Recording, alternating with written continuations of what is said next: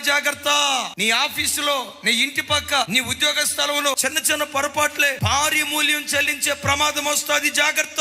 సరే పదే పదే ఫోన్ చేస్తా ఉండేవాడట. ఏమండి, మీ గొంతు చాలా బాగుందండి, మీరు భలే అందంగా ఉన్నారండి, ఇంత అందంగా ఉన్న మిమ్మల్ని ఎట్లా వెళ్ళి అని నోటుకొచ్చినట్టు వాడు కొంచెం సైడ్ ట్రాక్ తీసుకెళ్ళి మాట్లాడి చివరికి వాడికి బానిస అయిపోయి 3 పిల్లల్ని విడిచిపెట్టి వెళ్ళిపోయింది. 3 పిల్లల్ని విడిచిపెట్టి వెళ్ళిపోయిన తర్వాత కువైట్ లో ఉన్న భర్తకు తెలిసింది. ఆవురావురమంటూ ఏడ్చుకుంటూ వచ్చాడు. సోషల్ మీడియాలో, నీకు దండం పెడతా, ఎక్కడున్నారా నా భార్యగా నేను చేర్చుకో, ఒకవేళ నా భార్యగా ఉండటం నీకు ఇష్టం లేకపోయినా ఈ పిల్లలకు తల్లిగా నువ్వు ఉండు. పిల్లల ముఖం చూసైనారా రాలా.